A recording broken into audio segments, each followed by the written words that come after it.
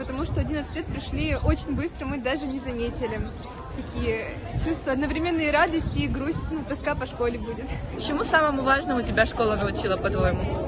Мне кажется, это терпение, умение работать и дружба.